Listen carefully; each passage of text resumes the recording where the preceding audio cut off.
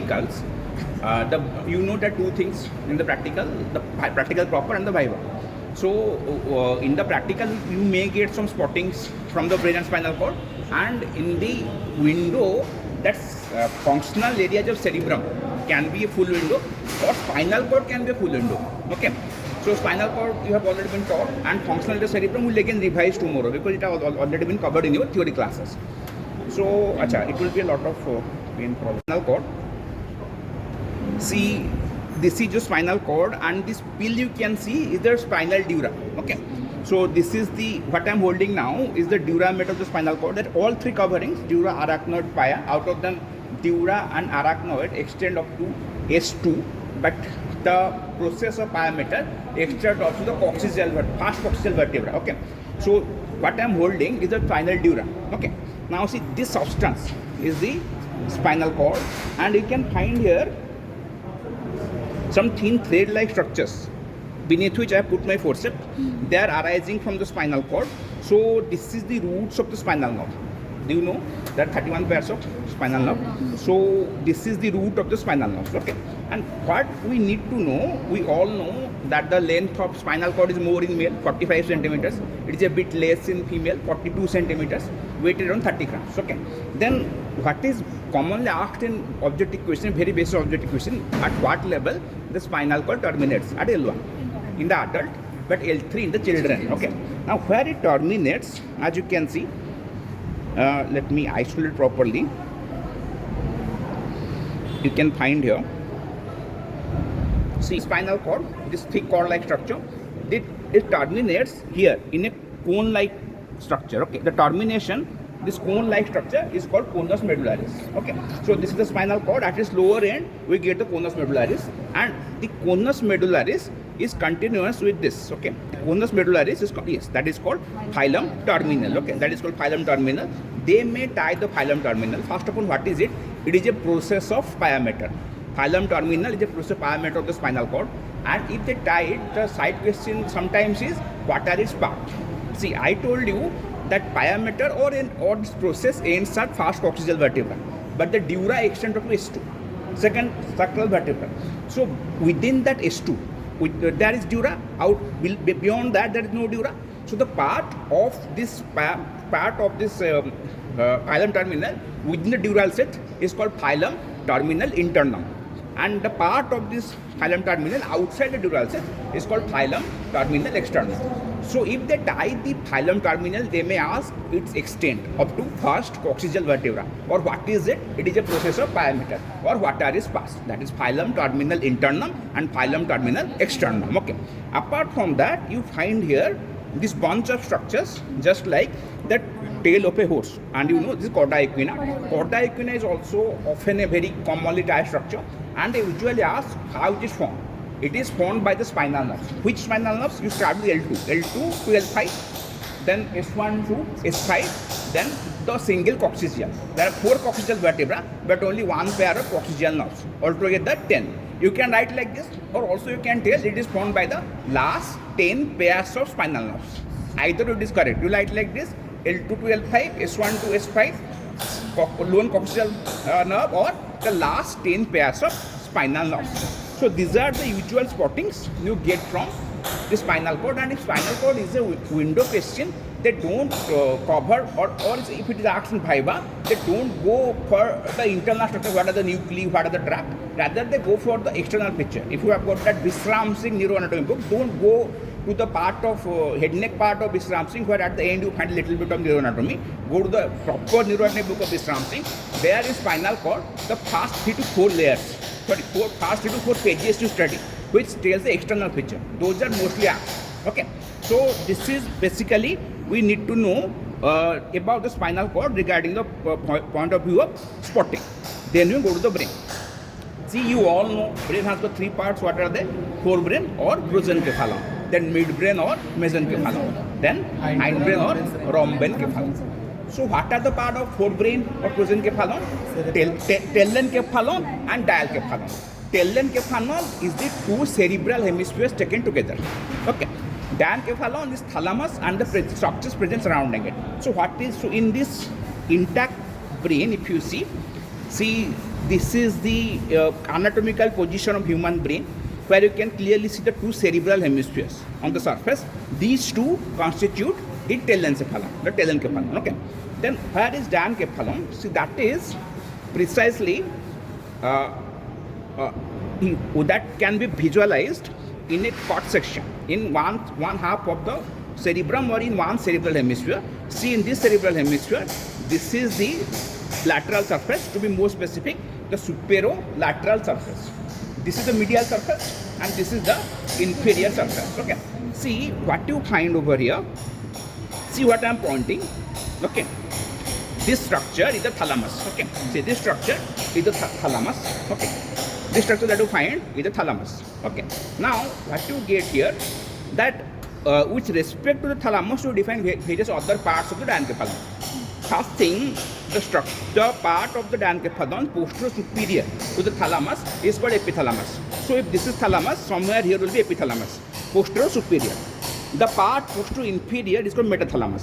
Okay, so if you define this as the thalamus, the part posterior inferior will be somewhere here, that is metathalamus. Apart from that, you get two other structures. One is subthalamus, one is hypothalamus. Both are below the thalamus. Sub, hypo, both means lower. So see, this is actually the midbrain. Okay.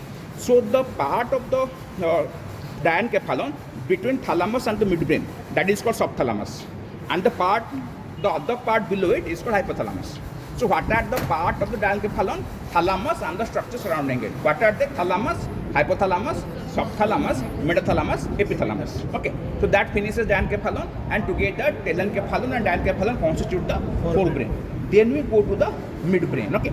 See over here, in this structure, what is visible? See, this is the anatomical position of the cut part of the brain, and here you can find 4 tubercles. Okay, see, you can clearly see 4 tubercles. These are the corpora quadrigemina, which is made up of 2 superior colliculi and 2 inferior colliculi. So these upper 2 are the 2 superior colliculi and the lower 2 are the 2 inferior colliculi. So this part, precisely what I am holding with my thumb and index finger, is the midbrain, where you get the corpora quadrigemina. Okay, so this is the midbrain. Following the midbrain, there is the hindbrain. How the hindbrain is formed? Pons, medulla, cerebellum. So see, here you can find, see in this structure, this pointed by me, this part pointed by me is the pons. This is the pons, and below that, this elongated structure is medulla. Okay, and you get here, this is this cerebellum. Okay, these 2 hemispheres are the cerebellar hemispheres, that is pons, medulla, cerebellum taken together, the hindbrain. Okay, so see over here, we can find this hindbrain in this specimen. See, this is the pons that we can see, followed by the medulla, this elongated medulla, and on either side are the 2 cerebellar hemispheres. So this is pons, medulla, cerebellum taken together, that is the hindbrain. But another part you can mark here, see in this specimen, this is the midbrain with that corpora quadrigemina, then this is the pons and this is the medulla. Together these 3 are called the brainstem. So this is the brainstem taken together, this is the midbrain, this is the pons, this is the medulla. Okay. Now, what you see over here, if we see the pons in a regular brain, see in this specimen, we can clearly find the 2 cerebral hemisphere. Here you can find the pons. See, this is the pons. Okay, this is the medulla that I'm holding. This is the medulla, and these 2 are the 2 cerebral hemispheres. See, the pons on each side is connected to one cerebellar hemisphere by a structure. Okay, this is the middle cerebellar peduncle. Okay, so this is the middle cerebellar peduncle. This one and this one pair, which connects the midline pons with either side cerebellar hemisphere. So this is the middle cerebellar peduncle. Okay, now we can find another thing here. See, in this specimen, in this specimen you can find again the same thing. See, this is the pons and medulla, this is the midbrain above the pons. So see, you can find here a tuft of fibers coming out from the midbrain, that is the superior cerebellar peduncle, and then this is the middle cerebellar peduncle, and in the medulla this is the inferior cerebellar peduncle. The meaning of telling is all that this brainstem is connected with the cerebellar hemisphere by the cerebellar peduncle. Superior cerebellar peduncle connects midbrain with cerebellum, middle one connects pons with cerebellum, and the lower one connects medulla with cerebellum. Okay, these are the cerebellar peduncles. Now let us see the medulla in detail. See, in this structure, this is the anatomical position, and this is actually, this thing is your ventral surface, and this is dorsal surface. Okay, so in the ventral surface, there is a midline fissure in the medulla. See, this is the medulla that you can see. You can find a midline fissure. Okay, so see, on just outside that, first we get on the ventral surface, this structure is called pyramid. I am telling you the parts of medulla. Okay, so in the medulla, this is the ventral surface, this is the anterior midline fissure, or just outside that, this is pyramid. Lateral to that, this is olive. Okay, and lateral to that, ICP, inferior cerebellar peduncle. So this is pyramid, this is olive, this is ICP. So how they may probe the pyramid or the olive and ask the side question how it is produced. Okay, so pyramid is produced by the corticospinal tract, and the olive is produced by the inferior olivary nucleus. They may probe with a pin these structures in the exam and ask you how they are formed. So pyramid is formed by the corticospinal tract, fibers of corticospinal tract, and olive by the inferior olivary nucleus. Now let us see what is on the dorsal aspect. Okay, on the dorsal aspect, again, this is another midline separation. So just lateral to that, first you get fasciculus gracilis, then you get fasciculus cuneatus, then again you get the ICP. Okay, so what are the structures on the dorsal aspect of medulla? On either side of midline, if we go and start to lateral and start going lateral side, first we find the fasciculus gracilis, then fasciculus cuneatus, then ICP, inferior cerebellar peduncle. Okay, so this is all about the medulla. Now let us go to cerebellum. See over here, you can find this is a specimen where the cerebellum is present along with the pons and medulla attached to it. And this is the middle cerebellar peduncle, which connects the pons with the cerebellum. Okay. Now, what you find here, see, first thing, this is the position. So this is the anterior aspect, this is the posterior aspect. You see here that the entire cerebellum has got two hemispheres. These two are called the two cerebellar hemisphere, and they are connected in the midline by vermis. So these are the two cerebral hemisphere. The connection in the midline is just like a worm, and it is called vermis. Okay, vermis is related to worm. Okay. Now on the surface, you get many foldings which are called folia. On the surface of cerebral hemisphere, you get many foldings, leaf-like foldings, which are called the folia. Okay. Now see over here, what you find, in each cerebral hemisphere, you find two surfaces. See, very easy to define. This is superior surface, this is inferior surface. So how to recognize the two? The inferior surface is a bit convex downward, but that in superior surface is a bit concave upwards. Okay. So this is superior surface, this is inferior surface. Okay. Then what else you get here? See, now, see, between the two surfaces, superior and inferior, there is a fissure. See what I'm showing. Okay, this is the fissure, a large fissure between the superior surface above and inferior surface below. Okay, so this thing is actually called your horizontal fissure. Very easy. See its location, it is horizontal, and accordingly called horizontal fissure. Then see, this is the superior vermis. At its junction of anterior two-third, posterior one-third, you get another fissure. Here, see, this is the superior vermis, that the vermis connect in two superior surfaces. At the junction of anterior two-third and posterior one-third, you get another fissure. That is called fissura prima. Okay, so this was horizontal fissure. On the superior surface, fissura prima. Where is fissura prima? At the junction of anterior two-third and posterior one-third of the superior part of vermis. Okay. Then over here, you see, in the inferior surface, you can clearly find here a fissure. Okay, that is called posterolateral fissure. So what are the three fissures in the cerebellum? This is your fissura prima, this is horizontal fissure, and this is the posterolateral fissure. Now what are the parts of the cerebellum? See, in front of fissura prima, this is called anterior lobe. Okay, this is called anterior lobe.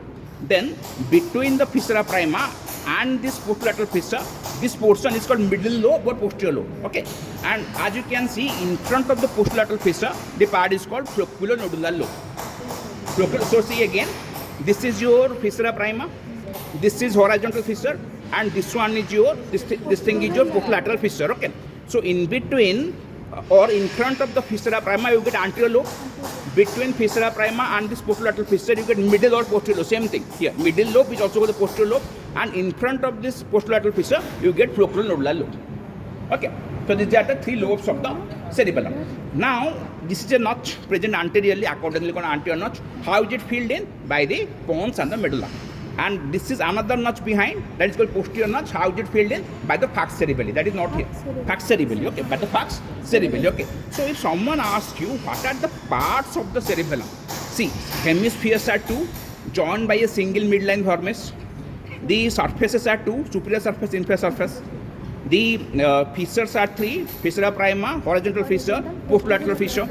The lobes are three, anterior lobe, middle or posterior lobe, loconodular lobe, and the notches are two, anterior cerebellar notch, posterior cerebellar notch. What is that in anterior cerebellar notch? Pons and medulla. What is that in posterior cerebellar notch? Heart cerebelli. Okay. So this is, that can be usually asked in practical about the cerebellum. And these days they are putting some unusual questions which are not coming earlier in this university. So who knows, cerebellum may be a window. Okay. And another thing coming earlier in this university. So who knows, cerebellum may be a window. Okay. And another thing what they ask in spotting, they simply put this entire cerebellum and ask the side question. So identification, what is it? You write cerebellum. Then the side question is name the cerebellar nuclei. Okay. D, E, F, G. Dentate, emboliform, fastigial, lobus. Then D, E, F, G. Dentate, emboliform, fastigial, lobus. But if you come from middle to lateral side, it is F, G, E, D. Fastigial, lobus, emboliform, dentate. So D, E, F, G for the name, and for the location from midline to lateral side, it is F, G, E, D. Okay. That is what can be asked in practical about the cerebellum. Okay. Now let us go to, so we have finished that thing, forebrain, midbrain and hindbrain. Now let us go to the base of the brain. Okay. See, in the base of the brain you get a lot of things, but first see one thing over here. See this thing. There is a structure on the base of the brain known as interpeduncular fossa. Okay, that is called interpeduncular fossa. So I'll be showing 2 times because there is a little bit of observation needed here. So see, this point where I'm putting the forceps is called the interpeduncular fossa, and just what are the structures inside it and around it. First, see this thing. This is your optic chiasma. Okay, this is optic chiasma. In front, this is optic nerve. Behind the chiasma is the optic tract. So this is optic nerve on either side. This is optic chiasma in the midline, and this is optic tract on either side. Okay. Then this is your, okay. Then this thing is called your cross cerebri. On either side is the cross cerebri, that is actually part of midbrain. Okay. This is the cross cerebri. Okay. That is part of midbrain. Okay. Then this is the pons. Okay. And within it you can find 2 egg-like swellings. Okay. These are the mammillary bodies, part of hypothalamus. See. Over here you can find 2 egg-like swelling. They are broken. You can find that better here. So see, if you see over here, the same thing again. See, this is the optic tract. So optic chiasma, optic nerve is missing. Okay. This thing is cross cerebri.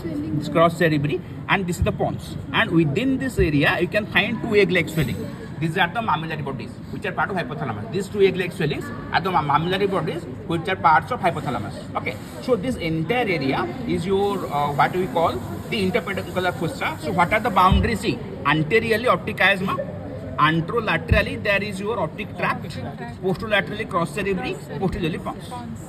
Okay. What is the content here?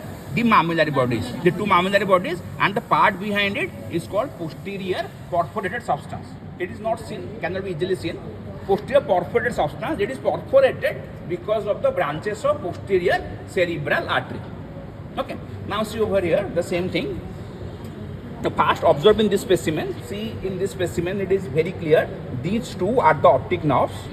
In the middle this is optic chiasma, and behind that optic tract. See, this is optic nerve, the cord structure.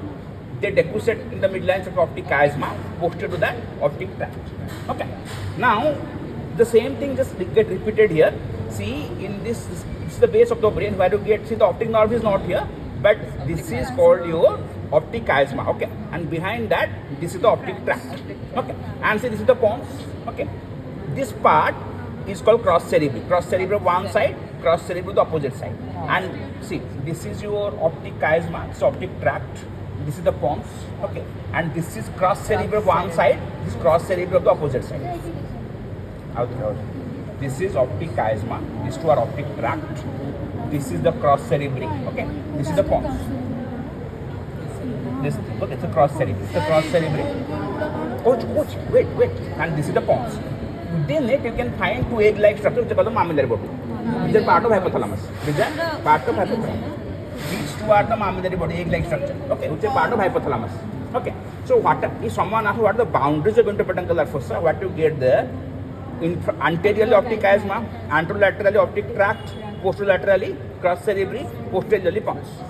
What you get inside it? This is called the mammillary body, and behind that this area is called, behind the mammillary body this area is called posterior perforated substance. It is called perforated because there is perforation by the branches of posterior cerebral artery.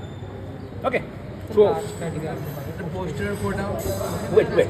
So see, these two are the mammillary bodies. Behind that you get the posterior perforated substance. This is called perforated because it has got perforations produced by the branch of posterior cerebral artery. See, you know the boundaries of the interpedunclar fossa. If someone asks what are the contents, these two are the contents, mammillary bodies, which are part of hypothalamus. Behind that, this area is called posterior perforated substance, which is perforated due to the branches of the posterior cerebral artery. Okay. So interpedunclar fossa is sometimes a 2-mark question where you have to write the boundaries and the contents. Okay. Then we see here another thing. That is your called circle of Willis. So blood supply of brain must have been covered. Blood supply. So how do you get the circle of Willis? Circle of Willis, see, circle of Willis is called circulus arteriosus because it is a circle of arteries which are present at the base of the brain. See, the brain has got two major sources supplying it. One is internal carotid artery, one is vertebral artery. The two vertebral arteries fuse to form the basilar artery. So between these two systems, that is at one side the intercarotid system or the carotid system, at the other side vertebral system with the basilar artery. That is connection between the two. That connection is called circle of Willis or circulus arteriosus. That is the circle of Willis or circulus arteriosus. See how that happens. In front, there is a pair of arteries known as, suppose these two are called the anterior cerebral artery, and joining them anteriorly is the anterior communicating artery. Clear? So how the circle of Willis is formed anteriorly, on either side there is an artery known as anterior cerebral artery. So these two forceps are there, then communicating them in the middle will be anterior communicating artery. Then suppose these two cerebellum are the middle cerebral artery. Here you can find two branches from that. Okay, one will be going lateral, that will be called middle cerebral artery. Okay, and behind will be the two posterior cerebral artery which will be communicating with the internal carotid. Suppose this is trunk of the internal carotid which gives rise to anterior cerebral and middle cerebral. Okay, then communicating between the main trunk of the internal carotid and the posterior cerebral artery is a posterior communicating artery. So now you get a circle. How? Anteriorly there is anterior cerebral artery joined by anterior communicating. On the sides there is middle cerebral, which is two branches, anterior cerebral, middle cerebral. Then between the trunk of the internal carotid and the posterior cerebral, there is posterior communicating artery. So you get an entire circle. That is called circle of Willis or circulus arteriosus. So now one will ask where the posterior cerebral artery comes from. I just told anterior cerebral artery, middle cerebral artery are branches of the internal carotid. That posterior cerebral artery are the branches of basilar artery. So we can find that here, everything. See, obviously I will show again on this side. See over here, mark. Can you mark this large hole? Okay, what I'm holding. That thing is actually your internal carotid. See, this is the internal carotid this side. On the other side, this is the internal carotid. Okay. Now see over here, from the internal carotid, two branches are rising. One going lateral. This is the middle cerebral artery. Okay. And this one is your anterior cerebral artery. Clear? See, this is internal carotid. It gives two branches here in front, anterior cerebral. On the side, middle cerebral. Clear? Now see, over here, this is the main trunk of basilar artery, and this artery is posterior cerebral. Okay, the basilar artery main trunk is missing here somehow, but it gives you two terminal branches. It's called posterior cerebral. So now see the communication. See, this is anterior cerebral joining the two. This is anterior communicating. Okay, very short branch. This is anterior cerebral of one side. On other side you get anterior cerebral joining the two in the midline. Anterior communicating. That is very short here. Okay. Then see over here. This is the posterior cerebral that is joined with the trunk of internal carotid by the posterior communicating. That is the intercircle of Willis. Got it? Okay. Now see over here. See, mark. This thing which I am holding, this large hole is the main trunk of the internal carotid. From that you get two branches. Okay. See, this is going towards the anterior side. This is called anterior communicating. Okay, this is anti-communicating. Then going to the side, this is your middle cerebral. So this is internal carotid, this is anterior cerebral, this is middle cerebral. Okay, see again, this is internal carotid, this is anterior cerebral, this one, and this is middle cerebral. Okay, which is going on lateral sulcus. Now see over here, in this case, the main trunk of the basilar artery is missing, but this is posterior cerebral. This is posterior cerebral of one side, this is posterior cerebral of the other side. Now see the communication. This is anterior communicating, this is another anterior communicating, connecting the two. This very short arteries, which are anterior communicating. Anterior cerebral, anterior cerebral joined together by anterior communicating. This is anterior communicating, okay, very short branch. Then see main trunk of internal carotid joins the posterior cerebral with the help of this artery, that is posterior communicating. Okay, very posterior communicating. So that now the entire circle is complete. Okay, that is circle of Willis, which can be demonstrated here. Now, okay, I know. Then see this another thing that we need to know in the base of the brain is that how the cranial nerves emerge from the base of the brain. Okay, see you can find here almost everything that you need to know regarding that. You know that 12 pairs of cranial nerve. So first on the olfactory, so that is precisely here. See over here in this specimen, you can find a very thin thread-like structure here. Okay, that is called olfactory tract. Okay, so here the rootlets of olfactory nerve end here. First is olfactory bulb, then followed by olfactory tract. Then number 2 is optic, that is here, this optic nerve. Okay, then number 3 is optic chiasma, means just in front of it get optic nerve. Okay, so precisely you can find that here. This is optic nerve. This is optic chiasma. These are optic nerves. Then the next one are 3 and 4. Oculomotor, trochlear. For that, see this thing. It is more clear over here. See, this is the cross cerebri. Okay, see, this is the cross cerebri. As I have already told you, medial to that comes out 3. Lateral to that comes out 4. So how 3 and 4 come out? On either side of cross cerebri. This is your cross cerebri. Boundary of interpersonal fossa. From the medial side comes out 3. From lateral side comes out 4. Then from the pons comes out 5. Trigeminal. Then this is pons, this is medulla. At the pontomedullary junction come out 6, 7, 8. 6, 7, 8 on either side midline. It's a paired thing. Okay. Then you see this is pyramid, this is olive and ICP. So between olive and ICP come out 9, 10, 11, and between pyramid and olive come out 12. Okay, see again. Olfactory nerve, that is represented by the olfactory tract. Okay. Then optic, this is the optic nerve. Then you go to cross cerebri, from its medial side comes out 3, from its lateral side 4. Okay. Then what you get? Then 5 from the pons. Okay. Then at the pontomedulla junction, see pons, this medulla, the pontomedulla junction on either side 6, 7, 8. Okay. Then this is pyramid, all of the ICP. At the junction of an olive and ICP, you get 9, 10, 11. At junction of pyramid and olive, you get 12.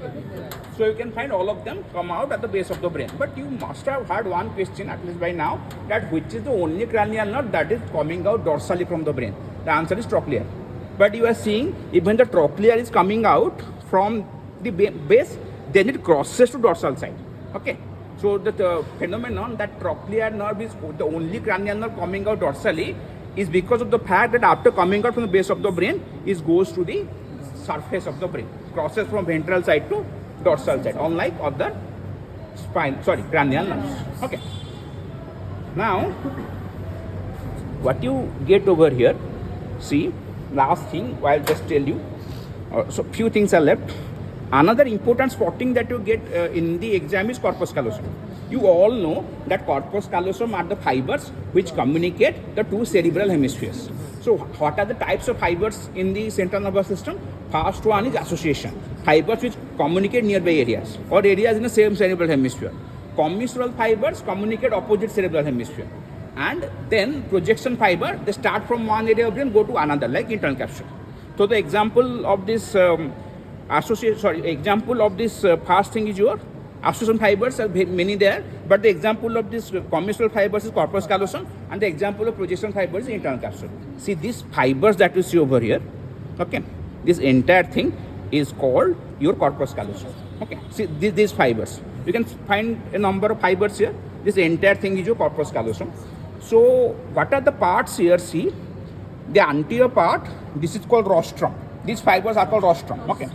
And then there's an angle that is called genu. Genu literally means an angle. Then this body or trunk, and this thing is your splenium. Okay, so what are the parts? Rostrum, genu, trunk, and splenium. Okay, then if they probe this corpus callosum, one question is what are the parts that you know, and other question is, other side question, what type of fiber these are? These are commissural fibers which join one side cerebral hemisphere with the other. Okay, now the corpus callosum can be a short note, so I would like to tell some 3-4 minutes about that. See, first thing, after writing all this, that is commissural fibers, what are the parts, what you need to write, what are the fibers passing through the different parts that join different parts of cerebral hemisphere. So the fiber that pass to the rostrum join the frontal lobes, that is in front, that joins the frontal lobe. Then genu also has got fibers which join the frontal lobe, but those fibers passing through genu which join the two-side frontal lobe are called forceps minor. That is often asked in exam, what are forceps minor? That is fibers of corpus callosum passing through the genu joining two sides cerebral hemisphere. Then the trunk or body comes. Remember the meaning PFT. Okay, T for trunk, P for parietal, F for frontal. So fibers passing through the trunk join opposite side parietal and frontal lobes. Then what passes to splenium? Remember the mnemonic spot. S for splenium, P for parietal, O for occipital, T for temporal. So through the fibers passing the splenium joins parietal, occipital and temporal lobes, and those fibers through the splenium which joins the two-side occipital lobe are called forceps major.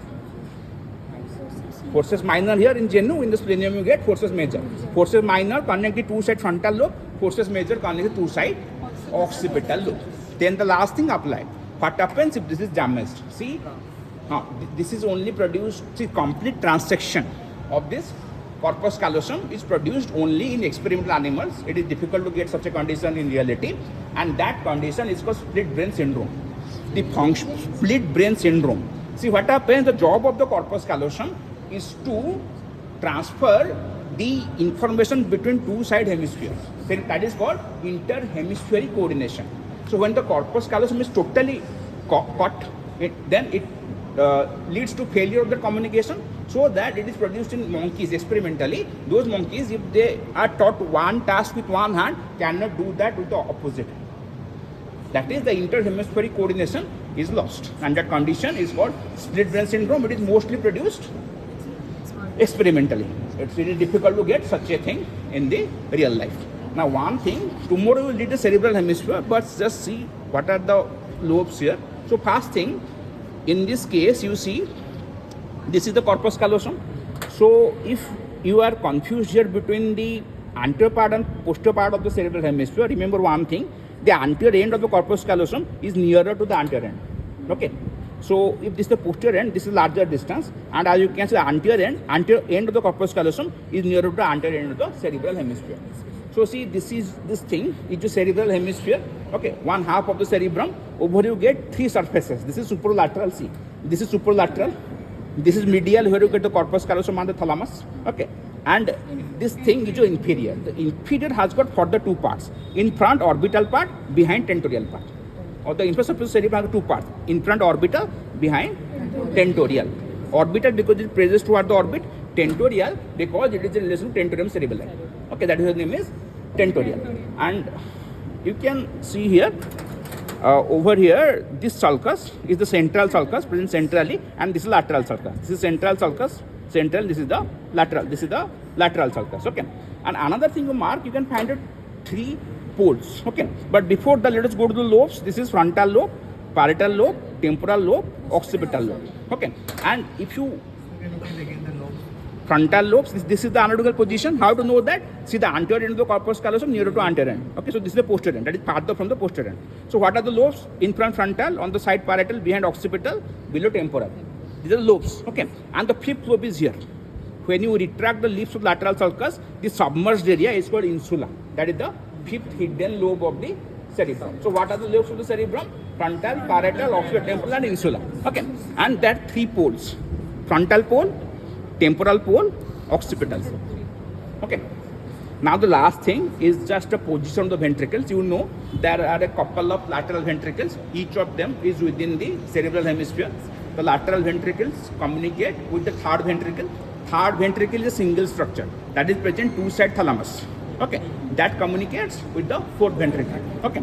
So see, see, this is the corpus callosum. Just on its under surface, this empty space is the lateral ventricle. See, this is corpus callosum. On its under surface, this empty space is lateral ventricle. Okay. Then this is the thalamus. If you join the two sides, in between the two side thalami, that is third ventricle. And where is fourth ventricle? See this position where I am putting the forceps. The fourth ventricle is in such a way that dorsal to it, that is cerebellum. Ventral to it, that is pons and medulla. So this is the fourth ventricle. Dorsal to that, that is the cerebral hemisphere. And ventral to that, that is pons above and medulla below. Okay.